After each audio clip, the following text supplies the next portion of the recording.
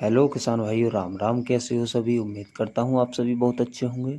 तो किसान भाइयों, आज हम बात करेंगे कि हमारी धान की फसल में बालियाँ आने को हैं या फिर एक हफ्ते 10 दिन बाद बालियाँ आ जाएंगी।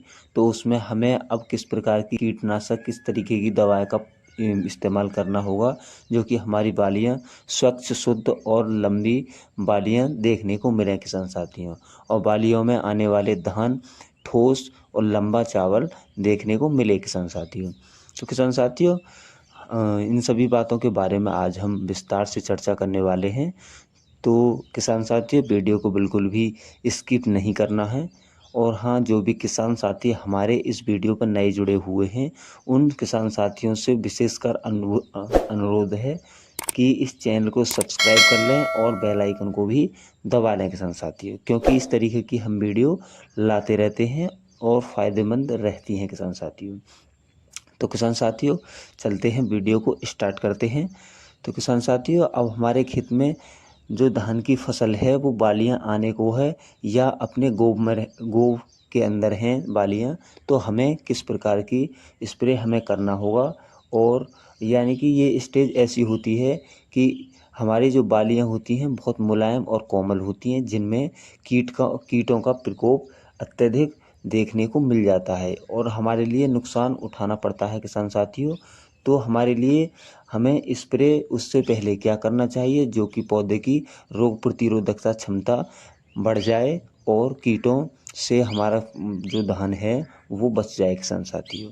तो किसान साथियों, हमारे लिए 05234 लेना होगा और उसमें बोरॉन लेना होगा किसान साथियों, जो कि हमारे लिए बालियां आने से पहले स्प्रे कराना होगा किसान साथियों।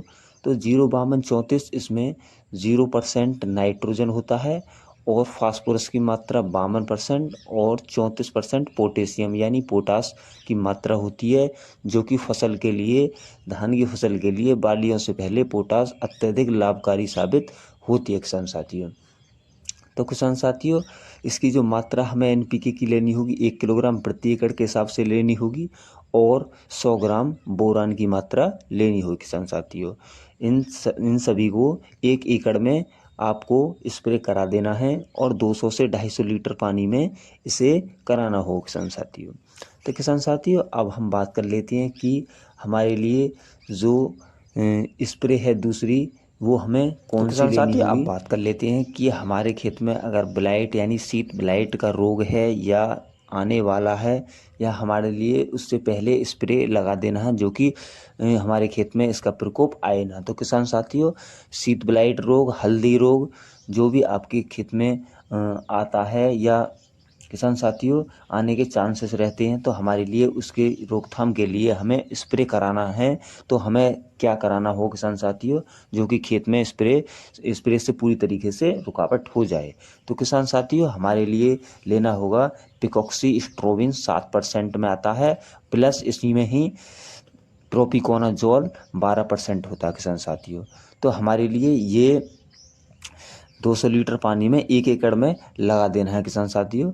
और इसकी जो मात्रा लेनी होगी 400 ml लेनी होगी किसान साथियों, 400 ml प्रति एकड़ के हिसाब से।